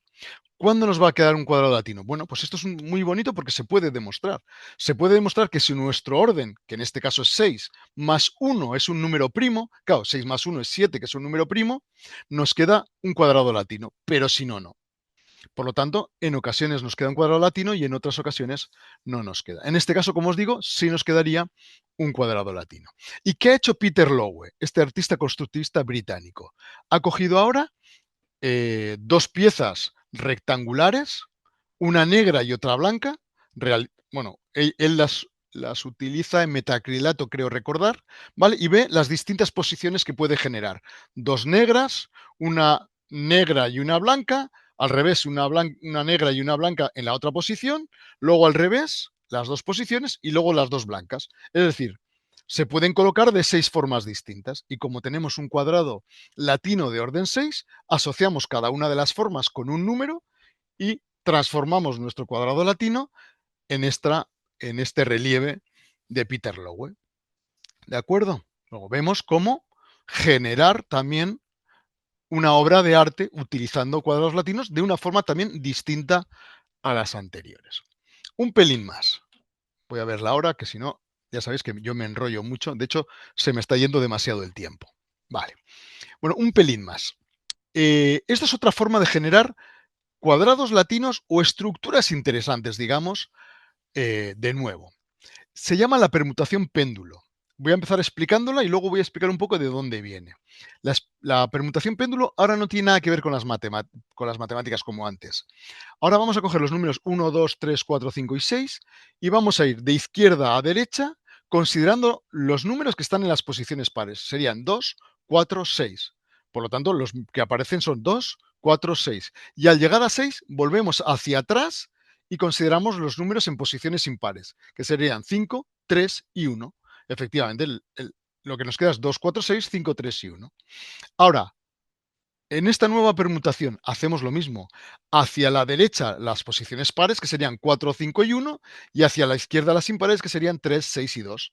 Y efectivamente nos quedaría esto, como hemos dicho. Y haríamos lo mismo, y si seguimos haciendo lo mismo, en este caso nos va a quedar un cuadrado latino de orden 6. Vale. Es decir, esto que hemos hecho para orden 6 nos vale para cualquier orden. Orden 4, orden 5, orden 6, orden 7, 8, 9, 10, etcétera, etcétera. Antes de decir cuándo es o cuándo no es un cuadrado latino, vamos a ver de dónde viene esto. Bueno, pues el artista constructivista británico Kenneth Martin, que es uno de los, digamos, artistas significativos dentro del constructivismo británico, eh, él contaba, digo contaba porque ya falleció hace bastante tiempo, él contaba que revisando algunos cuadernos de notas de Paul Klee, descubrió en uno de ellos un, un cuadrado de este tipo, es decir, donde hacía una permutación que iba en las posiciones pares y en las impares de esa forma en péndulo. Y entonces se le ocurrió utilizarla en algunas obras de arte que estaba haciendo él. A día de hoy no se sabe si efectivamente la vio o no, porque el sitio donde la vio desapareció, es decir, ese cuaderno de notas o las hojas del cuaderno desaparecieron. Yo he contactado con alguna historiadora del arte que ha trabajado en estos temas y lo que dice es que a día de hoy es imposible saber qué ha pasado, porque la supuesta, ya os digo, el supuesto cuaderno o la parte del cuaderno que mencionaba Kenneth Martin, pues no se ha vuelto a encontrar, con lo cual no sabemos qué ha pasado. El asunto es que independientemente de que venga o no, estas permutaciones péndulo, digamos, al estilo de Paul Klee, fueron utilizadas no solo por Kenneth Martin, sino por prácticamente casi todos los constructivistas británicos de ese tiempo, ¿no? Antes de ver algún ejemplo, simplemente mencionaros, por ejemplo, aquí veis algunos casos y no todos son cuadrados latinos. Nos podríamos preguntar para qué órdenes son cuadrados latinos. Y curiosamente, son cuadrados latinos para los mismos órdenes que lo que se llaman los números de Queneau. Los números de Queneau tienen que ver con estructuras poéticas, bueno, con los poemas que se llaman sextinas. No voy a explicarlo hoy, pero efectivamente se pueden construir las equivalentes a las sextinas para los órdenes que se llaman los números de Queneau. Es decir, hay una correspondencia entre estas permutaciones péndulo y las sextinas de cualquier orden. y funcionan para esos números de Keno que os digo, que son 2, 3, 5, 6, 9, 11, etcétera. ¿Vale? Es decir, hay una relación entre el arte que estamos viendo ahora con la poesía. Bueno, pues lo que os digo, muchos artistas constructivistas británicos utilizaron estas permutaciones péndulo, en particular, por ejemplo, Mary Martin, que para mí es una constructivista británica que me encanta, hace cosas muy interesantes, y aquí crea de nuevo un relieve. Lo que hace es, en lugar de números, lo que hace es buscar diferentes o sea, posiciones de lo que sería un cubo cortado, un semicubo. Entonces, coge 6 posiciones y en lugar de tomar los números, cambia los números por las posiciones, por decirlo de alguna forma.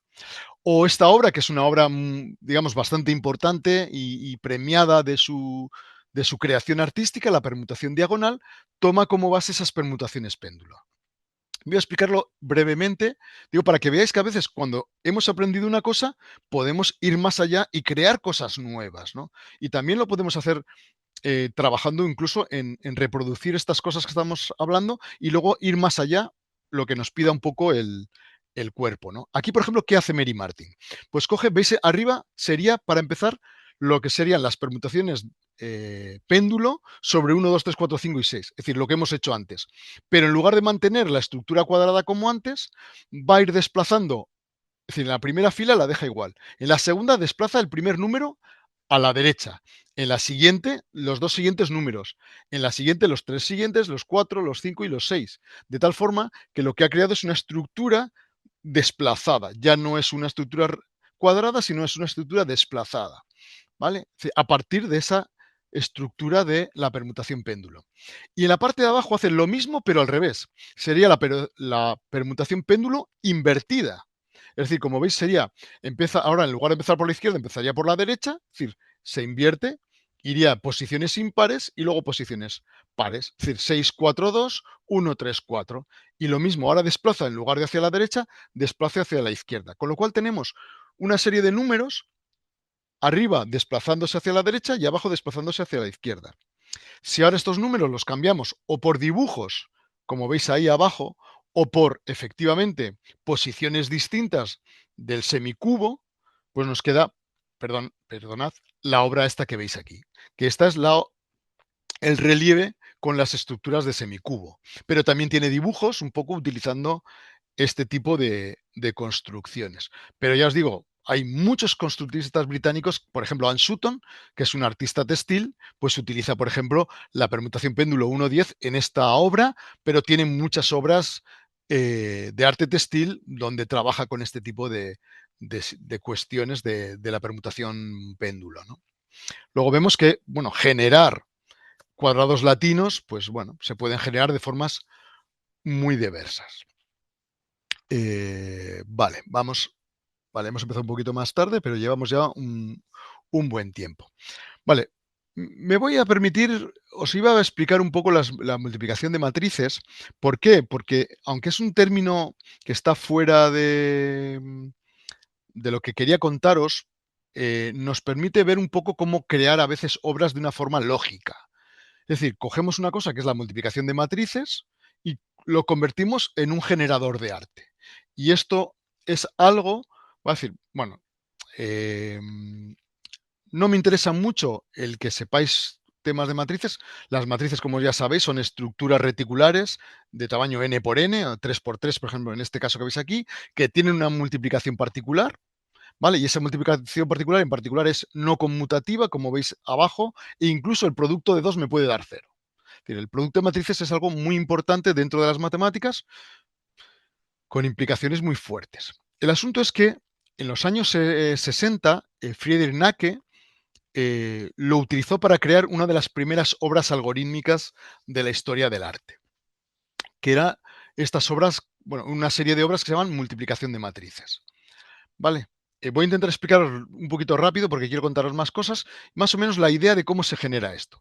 De nuevo, yo quiero una estructura, quiero pintar, por ejemplo, un lienzo o en el ordenador una estructura cuadrada y lo que hago es dividirlo en una retícula de cuadraditos, donde yo quiero darle color a esos cuadraditos. Por ejemplo, como hacía Losse o muchos otros artistas. ¿Y qué es lo que voy a hacer? Voy a empezar por una parte, voy a dar números a cada una de esas posiciones. En este caso, ceros o unos, como veis en la imagen. Vale, por lo tanto, si os fijáis, tengo realmente una matriz 10 por 10. Lo que pasa es que es una matriz muy particular porque fundamentalmente son ceros con algunas posiciones que son unos, que realmente es alrededor de la diagonal. ¿Vale? Va a ser mi matriz de inicio. Es decir, una de las cosas que tengo que tener en cuenta. Y segunda cosa que tengo que tener en cuenta, una asociación entre colores y números. Yo he hecho una en escala de grises que veis aquí, y es decir, el 0 sería el blanco, y luego voy a ir subiendo por las potencias de 2, ¿vale? 1, 2, entre 3, 4, 5, 8, 9, 16, 17, 32, etcétera, etcétera. De manera que lo que yo voy haciendo es asignando a los colores esos, perdón, a los números esos colores. Por ejemplo, si me queda el número 35, pues es ese gris bastante oscurito. Que me queda el número 1, pues es un gris casi blanco. Efectivamente. Luego tenemos en una parte nuestra matriz inicial, de otra parte la asignación de colores. Este ejemplo no lo muestro tanto por las matrices, sino lo que es buscar métodos de construcción lógica. Y ahora de lo que se trata es cojo mi matriz inicial y la multiplico por sí misma. Y lo que me queda es otra matriz. Es decir, he cogido la matriz, la multiplico por ella y me da la matriz al cuadrado. Y tengo ahí el resultado.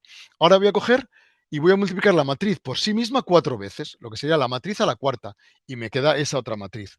A la sexta, a la octava o a la décima. Veis que los números luego empiezan a crecer de una forma bestial. Por eso yo en la asociación que he hecho de colores he ido cogiendo las potencias de 10 en los rangos. Pero si ahora cojo estos números, los números de A al cuadrado, a la cuarta, a la sexta, a la octava y a la décima, y cambio los números por colores, me queda esto que veis aquí. Que esencialmente y simplificando es la idea de las obras de Friedrich Nacke. Es decir, hay por una parte una matriz inicial, por una parte una asignación de colores, y jugando con eso y las multiplicaciones de matrices obtenemos estos elementos que veis aquí. ¿De acuerdo? Es decir, sobre todo quiero que veáis un poco esa idea de cómo podemos utilizar incluso la multiplicación de matrices para generar obras de arte. Vale. Voy a pasar a un tema que es más clásico. ¿Por qué digo que es más clásico? Pues digo que es más clásico porque vamos a hablar de lo que se llama la baldosa de Truchet o baldosa bicolor. ¿Vale? Bueno, seguramente muchas de las personas que estáis escuchando esto me diréis, vale, pero eso es un elemento clásico que viene desde la antigüedad, no es del arte contemporáneo, efectivamente. Lo único que yo quiero hablaros un poco más desde la modernidad, entre comillas, de las matemáticas y sobre todo del arte contemporáneo. Un segundito. Vale. Vamos a irnos a principios del siglo XVIII. La combinatoria está desarrollándose, ya había empezado a desarrollarse, pero estaba un poco, digamos, expandiéndose, un poco creciendo, ¿no? Pues a principios del siglo XVII, dos sacerdotes interesados en las matemáticas, de un lado Sebastián Truchet y del otro Dominique Duat, cogen la baldosa de Truchet, esa baldosa bicolor, se llama de Truchet por Sebastián Truchet, la baldosa bicolor, y ven las cuatro posiciones posibles que tiene. Y lo que se dedican es a estudiar la combinatoria de todas las agrupaciones con n baldosas, empezando por 1, 2, 3, 4, etcétera, etcétera. Y ven qué posibilidades hay, cuántas se pueden generar, que a día de hoy nos parece una cosa muy sencillita, ¿vale? Y luego, pues trabajan un poco con esas ideas. Vamos a ponerlo como ejemplo si queremos crear una estructura 2 por 2, es decir, con 4 baldosas. Pues es muy fácil, ¿no? A día de hoy nos parece muy fácil, pero ellos estaban aún iniciándose en ese camino hacia poner los cimientos de la combinatoria. Pero para nosotros es muy fácil. En la posición 1 hay 4 opciones, en la posición 2 hay 4 opciones, en la 3 hay 4 opciones, en la 4 hay 4 opciones. Por lo tanto, ¿cuántos patrones geométricos distintos hay? Pues 4 por 4 por 4 por 4, 4 a la cuarta, 256 patrones. Por ejemplo, estos. Además, cada patrón lo podemos nombrar con la cadena de letras que nos da lugar al patrón en sí. Por lo tanto, incluso no solo tenemos el patrón, sino que tenemos su notación, ¿no? Por ejemplo, la primera sería A, la siguiente es ABB, o sea, AABB, etcétera, etcétera. La siguiente sería ABA. Vemos un poco, y ellos hacen un poco esta clasificación y van viendo qué les queda en cada momento. Podríamos, por ejemplo, pararnos nosotros. Hemos dicho que hay 256. Pero podríamos pararnos a reflexionar, por ejemplo, de esas 256, ¿cuántas de ellas utilizan las 4 orientaciones distintas? Eso también es muy, muy conocido y muy fácil para nosotros hoy en día. ¿Por qué? Porque es 4 factorial, porque en la posición primera podemos poner tenemos 4 opciones, pero una vez elegida esa, como no podemos repetir, en la segunda tenemos 3 opciones, una vez elegida esa, en la tercera tenemos 2 y en la cuarta tenemos una. 4 por 3 por 2 por 1, 24, que son los diseños que veis ahí. Vale, por lo tanto, tenemos 256 en general, 24 cuando utilizamos las 4 orientaciones en el mismo patrón. Y si os fijáis, aquí ya se detectan cosas, ¿no? Porque se ve bastante simetría. Por lo tanto, a mí estos elementos son elementos con los que me gusta muchas veces trabajar aspectos de simetría.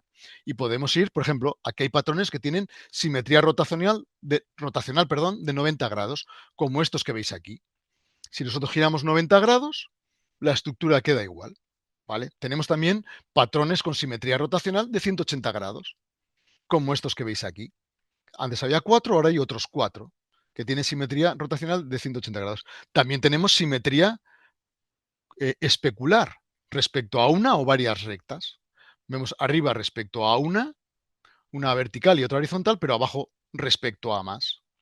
Entonces, de los 24 patrones que hemos visto, podríamos ver cuántos tienen simetría rotacional o especular. Y son todos estos. Pero si sumamos son 16.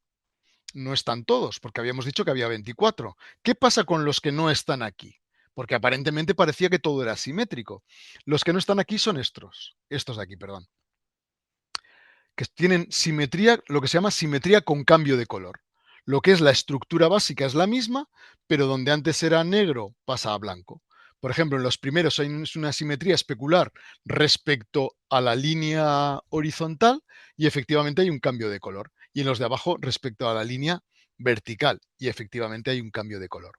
Por lo tanto, en total, perdonad, las 24 estructuras que teníamos aquí, todas son simétricas o con simetría directa, por decirlo de alguna forma, rotacional o especular, o con cambio de color, pero todas son simétricas. Y eso nos lleva a un resultado conocido que es el teorema del diamante 16.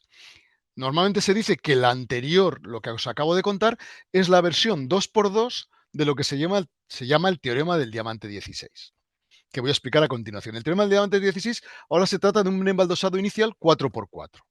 Y hemos elegido ese que veis ahí, el de los 4 rombos. ¿Vale? Es decir, ahí hay 16 fichas de Truchet colocadas de esa forma, ¿vale? Y ahora sobre ella vamos a hacer transformaciones geométricas que os voy a explicar a continuación y que más o menos aparecen ahí a la derecha. Es decir, vamos a poder cambiar 2 columnas cualquiera. Yo ahí he planteado cambiar las 2 del centro, pero podrían ser la primera con la tercera, la primera con la cuarta, la segunda con la cuarta, la segunda con la tercera, bueno, la que nos dé la gana. Es decir, cambiar simplemente de posición 2 columnas y las otras 2 dejarlas como estaban. Esa es la primera transformación geométrica. La segunda transformación geométrica que nos vamos a permitir, cambiar 2 filas. Lo mismo, cualesquiera. Pueden ser las 2 centrales, pues puede ser la primera con la cuarta, la segunda con la primera con la tercera. Bueno, cualesquiera 2 filas. Es decir, cambiamos 2 filas y dejamos invariantes las otras 2.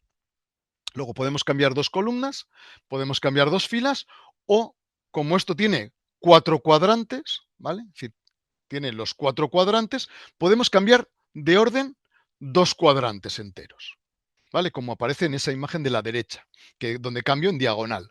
Los otros 2 quedan fijos y cambio 2 cuadrantes, pero también puede ser el cuadrante primero de la izquierda con el de abajo. Es decir, dos de los 4 cuadrantes los cambio y los otros 2 permanecen invariantes. Estos son los 4 movimientos que nos vamos a permitir. Pues el teorema del diamante 16 nos dice que si nosotros realizamos los cambios de columnas, de filas o de cuadrantes tantas veces como nos dé la gana y en el orden que nos dé la gana, siempre nos va a quedar un patrón de embaldosado simétrico, ya sea con simetría directa o simetría con cambio de color. Pero siempre, siempre, y eso que tenemos muchísimas posibilidades, va a ser simétrico. Por ejemplo, si nosotros hacemos lo que os he puesto aquí, es decir, primero las 2 columnas centrales, luego las 2 filas centrales, luego los cuadrantes en diagonal y luego las filas exteriores, de este patrón que tenemos aquí, nos queda este otro que tenéis aquí. ¿Veis? Que de nuevo tiene una simetría rotacional de 180 grados, por ejemplo, o una simetría con cambio de color de 90 grados, aparte de otras que podríamos mencionar. ¿Vale? Pero siempre, absolutamente siempre, da igual cuántas transformaciones hagamos y en qué orden, nos queda una estructura simétrica directa o con cambio de color. Vale, pues relacionado con esto, a alguien se le ocurrió, brillante idea, bueno, pues vamos a hacer un rompecabezas. El rompecabezas consiste en lo siguiente. Vamos a considerar nuestras 16 fichas de Truchet con el orden original este y se trataría de intentar transformar eso en alguna de las propuestas que nos dan. Por ejemplo, estas tres. ¿Vale? Es decir, a partir de esa, de los 4 diamantes, pasar a esta segunda o a la tercera o a la cuarta. ¿Y cómo conseguirlo? Esto es un rompecabezas bastante interesante, ¿vale? Por ejemplo, en ese artículo de la revista Unión, pues planteo este y otros talleres, digo, por si estáis interesados en mirarlo. Vale, por lo tanto, tendríamos que una pequeña reflexión sobre la baldosa de Truchet y ahora, además, un rompecabezas, pero además vamos a ver que el arte contemporáneo efectivamente también se nutre de estas ideas. Por ejemplo, aquí tenéis el artista minimalista español, José María Cruz Novillo, que es muy famoso pues, porque ha diseñado los billetes de las pesetas, en la época de las pesetas, diseñó, por ejemplo, el logo del PSOE, de Correos, bueno, de un montón de partidos políticos, de empresas, etcétera, etcétera. Pero además, en su vertiente artística, entre otras series de obras, pues veis estas obras que están relacionadas, pues efectivamente, con las estructuras 2x2 que hemos analizado. Aquí detrás hay, bueno, pues una forma de construirlas con un cierto tamaño, con un cierto material, luego hay una parte acústica, bueno, curiosa, pero vemos, toma como base esas estructuras 2x2. En esta otra obra de Josephine Liche, ¿veis? Dice cómo nos habla del caso 2x2 del teorema del diamante. ¿Por qué? Porque coge las 24 estructuras 2x2 que hemos visto que tienen simetría directa o con cambio de color, las construye sobre una pared, además con una estructura de espejo, de tal forma que cuando la luz incide sobre ellas, se rebotan sobre las otras paredes, hablándonos un poco de esa simetría que tienen esas estructuras, ¿no? Es decir, está la simetría de la propia estructura, pero también al verse reflejada mediante una luz en las paredes. En la misma línea de utilizar este tipo de estructuras está el trabajo de Heather Jones, que lo que hace Heather Jones es recuperar un poco los trabajos de las mujeres indígenas en Estados Unidos, de las indias que trabajaban con este tipo de estructuras para crear sus telas, pues recupera un poco esas ideas y las moderniza y las vuelve a utilizar creando pues, obras como estas dos que veis aquí, de una manera u otra, un tiempo para el cambio, ¿no? Pero que esencialmente trabaja con lo que llamamos nosotros las baldosas de Truchet. Y me encantaría terminar un poco por este repaso rápido por algunas obras de arte contemporáneo con una de, para mí, las grandes artistas del siglo XX, que es Annie Albers. Annie Albers es una artista abstracta, geométrica, increíble, pionera del arte textil, profesora tanto en la Bauhaus como en la Black Mountain College, y expuso sus obras y sus colgaduras y sus tejidos tanto en el MoMA como en muchos otros museos, ¿no? Yo he tenido ocasión de ver alguna exposición suya, en particular en el Guggenheim hubo una que era preciosa, que tenía que ver con esto que os estoy contando ahora, pero por ejemplo también con teoría de nudos, porque también hizo obras relacionadas con la teoría de nudos, ¿no? E incluso colaboró con empresas textiles, como vamos a ver. Pero relacionado con lo que llamamos nosotros las baldosas de Truchet, hay tres tipos de obras que me gustaría mostraros. En función, digamos, de lo desorganizadas o no que estén las obras. Luego reflexionaremos un poco. La primera serie de obras son obras donde, digamos, percibimos rápidamente la simetría. Aquí vemos la parte exterior claramente simétrica, la negra, y luego la exterior, la interior nos da una imagen como de simetría. Pero si nos fijamos bien, la simetría la rompe mucho. Aparentemente, de una forma global, es simétrica, pero luego cuando nos vamos a los detalles, hay muchas zonas donde cambia la posición de una pieza o de dos, y juega un poquito con esa ruptura de la simetría. Ella decía muchas veces que la naturaleza no es perfecta y siempre hay imperfecciones. Pues juega un poco con esa simetría rota, ¿no? De alguna manera. Luego hay una serie de obras que van un poco en esta línea. Otra serie de obras como esta, que es el tejido eclat. El tejido eclat es el diseño que ella hizo para la industria textil Knoll. Ella, de hecho, lo que hace cuando vemos los dibujos, que lo veis aquí en la parte de la izquierda, realmente ella trabaja como trabajan, como en el fondo han trabajado las mujeres el arte textil relacionado con esto, porque este tipo de cosas se vienen trabajando en el arte textil y en el diseño textil antiguo desde hace mucho tiempo. Y es muy típico ver en los libros por ejemplo, cuando uno hace patchwork y cosas de estas, vienen los 256 diseños de estructuras 2x2. ¿Por qué? Porque es más fácil trabajar con las estructuras 2x2 e irlas mezclando para generar estructuras más grandes.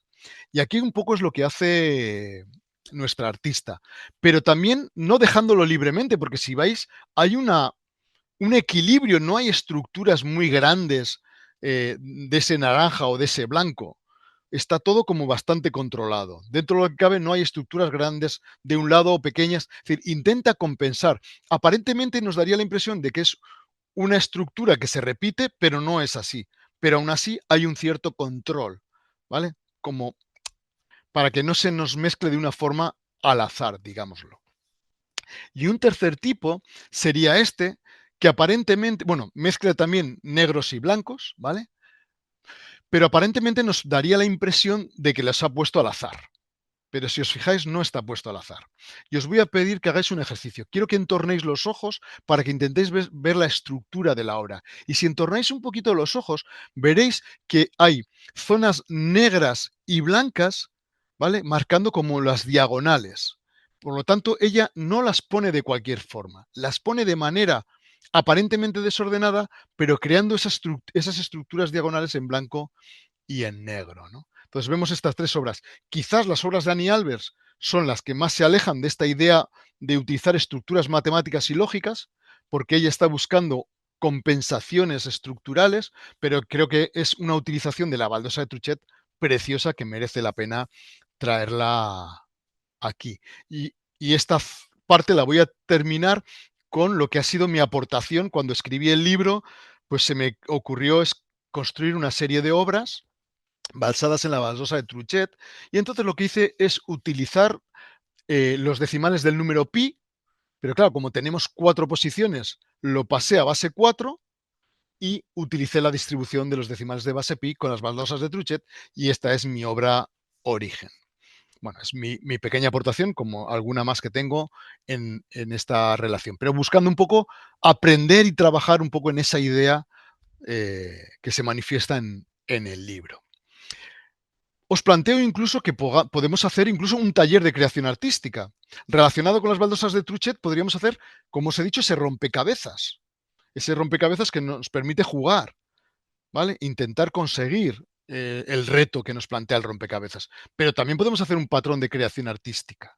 ¿Vale? Bueno, de hecho, yo he puesto algo porque no me he dado cuenta, esto lo he utilizado en un taller que hice y les planteaba hacer diseños artísticos y luego subirlos a las redes y compartirlos todos juntos, ¿no? Pero bueno, es decir, es una idea, se puede jugar a muchos niveles. Y la idea de este taller es crear estructuras 4x4 artísticas. ¿Cómo? Bueno, pues al estilo libre, es decir, buscando simetría de forma clásica. Estos son dos diseños que nos los podemos encontrar en los suelos de una catedral. Por ejemplo, el de la izquierda aparece en la Catedral de Burgos o el de la derecha nos lo podemos encontrar en muchos otros sitios. Es decir, buscamos nosotros crear diseños geométricos de una forma clásica mediante nuestro propio gusto personal. Eso siempre es algo que se puede hacer y eso es buscar una simetría libre. Bueno, también, ¿qué podemos hacer? Pues jugar con el teorema del diamante 16, buscando qué me da y quedándonos con estructuras como esta que aparece aquí, que también es una estructura bella o hermosa y que, bueno, pues digna de ser considerada, ¿no? O también podemos jugar un poco al estilo de Annie Albers o de lo que son las mujeres que utilizaban su arte o artesanía textil mezclando estructuras 2x2 y con ellas creando estructuras más grandes. Entonces, en este caso, ¿qué he cogido? He cogido estas que veis aquí, estas que son simétricas completamente, y he utilizado algunas de ellas para crear, es decir, cuatro de ellas en concreto, para crear esta estructura que veis aquí a la derecha, que es una estructura que tiene ciertas simetrías, tiene ciertos cambios de color y que a mí me llamó la atención. O, por ejemplo, podemos utilizar aquellas que son simétricas con cambio de color, como estas. Y he utilizado cuatro de ellas para crear esta estructura que veis aquí, que es una estructura con cierto movimiento. Creo que esta es, podría, para mí, es uno de los talleres que yo planteo que es muy interesante. Tiene una parte de juego y tiene una parte creativa. ¿Qué más métodos de creación? Pues podemos coger los 256 y al estilo de lo que se hace en la artesanía y el arte textil, pues jugar a hacer creaciones distintas. Y ahí, esta imagen de hecho que veis a la derecha, aunque le faltan seis, por cierto, la he cogido de un libro de patchwork, de hecho. ¿Vale? Es decir, esto que os estoy diciendo se sigue utilizando a día de hoy para crear arte o artesanía textil, ¿no? Vale, más cosas. Podemos utilizar el azar. Hay muchos artistas contemporáneos que han utilizado el azar para construir sus obras. Y esta pieza que tenéis aquí a la derecha, pues yo la utilicé, en mi caso, bueno, podemos utilizar diferentes tipos de dados, pero hay que tener en cuenta que los dados que mejor nos vienen son los que tienen cuatro caras o los que tienen ocho, ¿vale? Porque si no, tenemos que hacer ciertos ajustes. O también podemos hacer otra cosa, meter papelitos con los números 0, 1, 2, 3 en una bolsa e ir sacando numeritos. Y creamos arte mediante el azar. También podemos coger sistemas lógicos. Por ejemplo, aquí lo que he hecho es la tabla de sumar para, digamos, Z, eh, 4Z, ¿no? Eh, es decir, 1, 2, 3, 0, la tabla de sumar, ¿vale? De forma modular. Y lo que me queda esta tabla traducido en geometría es lo que veis a la derecha. Es decir, lo que planteo en este taller, que es una idea que os planteo, que podéis hacer este o muchos otros, es coger lo que vamos aprendiendo y trasladarlo a creaciones artísticas. Estas otras me da lo mismo. Aquí, por ejemplo, lo que he hecho es el cuadrado latino al estilo del constructista británico Peter Lowe que hemos visto. Y me queda esta imagen de la derecha, que curiosamente esa construcción lógica me lleva luego a una simetría con cambio de color que se me podía haber ocurrido de otras formas, ¿no? O también mi idea de creación, utilizar el número pi en base 4, pero a nivel del 4x4. Y nos queda esta obra que veis aquí. Vale, y todo esto encima lo podemos complicar si ya metemos otros elementos como estas imágenes que veis aquí.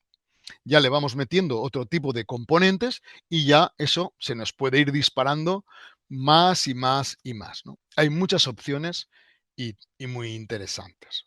Vale. Y para terminar, vamos a ver qué hora es. Bueno, ya me he pasado de madre. Por lo tanto, este no os lo voy a contar, porque me voy fuera de tiempo.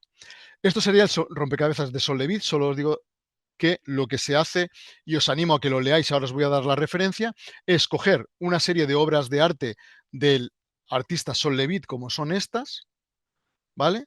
Que están basadas fundamentalmente en coger las cuatro direcciones y todas las combinaciones entre ellas y se plantea un rompecabezas geométrico muy sencillo que luego además podemos estudiar matemáticamente. Y aquí os doy un artículo que va a salir publicado ahora en esa revista online, donde no solo se explica cuál es el rompecabezas, sino incluso cómo resolverlo, cómo buscar las soluciones que existen y demostrarlas matemáticamente. De todas formas, si estáis interesados en el rompecabezas, cuaderno de cultura científica, rompecabezas de Sol Levitt y ahí os explico cómo es el rompecabezas. Bueno, pues esto ha sido todo. Espero que os haya gustado y estoy aquí para las preguntas que me queráis hacer o las observaciones que me queráis hacer. Muchísimas gracias, Raúl. Madre mía, cuantísima información.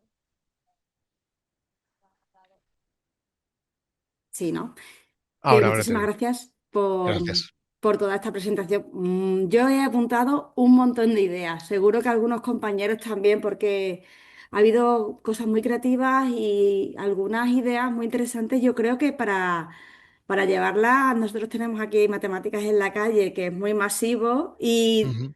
algunas de las Sí, sí, cosas que sí. has planteado dan mucho juego para llevarlas. Yo ya te digo que me he apuntado varias cosas. No sé Ujú. si algún compañero quiere preguntar alguna cosita. Vamos un poco justo de tiempo, pero Sí, sí, sí. Podemos, si alguien quiere preguntar alguna cosa, matizar algún detalle de las cosas que nos has contado. Pregunta que se preguntan por aquí, no sé si lo has leído, que si hay talleres para el alumnado con material, preguntan una compañera. Bueno, algunas de las ideas que os he transmitido, yo las he trabajado. Por ejemplo, el material es muy sencillo. Eh, por ejemplo, en el caso de las estructuras de Truchet, yo lo que suelo hacer es una estructura, un PDF con las 16 baldosas, luego ellos las cortan y pueden hacer toda esa serie de actividades. Por lo tanto, esa es muy fácil de hacer. En el rompecabezas, por ejemplo, de Sol Levitt, lo mismo, yo lo que creo es les doy 16 cuadrados y ellos tienen que pintar las líneas de colores que se plantean en el taller. Es decir, casi todos los talleres en esta línea con los que yo suelo trabajar son muy fáciles de llevar a la práctica porque no necesitan grandes historias. En la revista Unión, en el artículo que os ponía antes de la revista Unión, por ejemplo, se plantea, yo creo que estos dos precisamente, y no sé si un tercero también, es decir, como ideas. En general suelo subir bastantes de estos talleres lo que son las ideas al cuaderno de cultura científica. Digo, por si alguien busca cosas y luego siempre me podéis preguntar a mí. Pero bueno, ya digo, la mayoría de ellos son fáciles de llevar. Es simplemente crear el PDF básico y a partir de ahí cortar, pintar y poco más. De hecho, el de Sol Levitt y otro diferente que no os he contado hoy, lo he hecho hace poco con alumnos de tercero y cuarto de la ESO y ha funcionado muy bien, ¿no? Y algunos de estos incluso se pueden trabajar en primaria. A veces lo único que hace falta es pensar en los niños y niñas de primaria qué conocimientos tienen y cómo se pueden desenvolver y trabajar un poco con ellos, ¿no? Preguntaba una compañera que si estaban las construcciones en el libro, en el de las herramientas, el de matemáticas como herramientas de creación artística. Mira, pues en el libro hay muchas cosas. ¿Por qué? Porque como en el arte contemporáneo no podemos poner imágenes del arte contemporáneo, yo lo que hago es cuando explico las obras de arte, luego hago una reproducción mía, con lo cual es más sencilla que la obra de arte, pero es una construcción donde Ujú. se explica ya un poco esa creación. Por lo tanto, ahí Muy, hay recreaciones de muchas de las obras que os he contado y de muchas más. Porque al tener que recrearlas, me ha obligado a tener que entenderlas muy bien y a recrearlas muy bien, ¿no? Y entonces ahí hay muchas de esas recreaciones. muy bien. Aquí el personal, los compañeros no hacen más que dar las gracias, decir que ha sido increíble, que les ha gustado muchísimo, espectacular. Es Pues que yo muchas creo gracias. que Para es mí lo es que un ha placer. sido. Es Ha un, sido estupendo. No sé si preguntan por aquí que si podíamos facilitar el enlace de la revista Unión. No sé si es pública, la pueden buscar a lo mejor sí, artículos. sí. Hombre, ahora no lo tengo, pero la No, revista sobre la Unión. marcha no, Raúl, pero a lo mejor si está público y no lo mandas, cuando mandemos, cuando lo pongamos el vídeo de la grabación en la Ujú. página de la SEN, podemos poner el enlace Sí, al sí, sí. artículo para que lo consulten. Sí, sí, el de la revista Unión está abierto online. Obviamente es una revista para el profesorado y por lo tanto siempre cuelgan Mm, todos sus números, ¿no? Por lo tanto, esa está. Lo que haré es, te pasaré efectivamente el enlace muy bien, y si se publica en este momento ese último que os he puesto sobre el rompecabezas de Sol Levitt, pues ya os mandaría también porque es una revista también online, con lo cual eso queda por ahí, ¿no? muy Y bien. Yo bueno, del, aprovecho para hacer una pequeña publicidad porque el libro relacionado con esta charla, que es Las matemáticas como herramienta de creación artística, rápidamente se acabó en la distribuidora, pero por suerte, los que estamos en nuestro mundo, la federación tiene copias del libro y se pueden comprar a través de la federación y además como mm, socios y socias, pues es más barato también. muy bien, fenomenal. No sé si hay alguna cosita más. Yo quería simplemente decirte que, no sé si lo sabes, que aquí en Extremadura está el Galvear, el Museo del Galvear, y hay una obra de Sol Levitt en la fachada, en la entrada. Así que, si los compañeros no lo han visto, que vayan a verla. No tiene que ver con el rompecabezas, tiene que ver con el cubo. con las pistas. Esa obra, el conjunto, esa es una parte de un conjunto de muchas más obras y están explicadas en el libro. O sea, una parte del libro la dedico a explicar esas obras. De hecho, es un museo que tengo muchas ganas de ir. Tengo pendiente de intentar contactar con ellos porque algunas de las obras que tienen las he explicado o en ese libro o en otros libros. Y entonces tengo, digamos, tengo ahí ganas de un poco poder contactar con ellos e incluso sería para mí un auténtico placer y un honor ir allí y poder explicar esas obras y otras, ¿no? Para mí sería maravilloso, ¿no? Contacta con nosotros si lo haces porque estaremos Sí, sí, sí. deseando verlo en persona. Muy Ya bien. os he dicho que yo estoy, vamos, encantado si me invitáis, acudiré y vamos, para mí es un placer hacer esto mismo, pero sobre todo en persona y Muy en bien. directo con vosotras, ¿no? Bueno, pues muchísimas gracias, Raúl. Damos Un por placer. finalizado el Mate Martes en el 2025. Ya el siguiente que tenemos lo tenemos en enero, el 25 de enero, que será Yolanda Guevara, hablando de la evaluación formativa. Así que también va a ser súper interesante. Así que ya nos Yolanda veremos habla muy ahí bien. el próximo año. Pues un saludo para todas las personas que estáis ahí, que me habéis visto y muchos besos. Venga, muchas gracias. Agur. Chao. Chao, chao.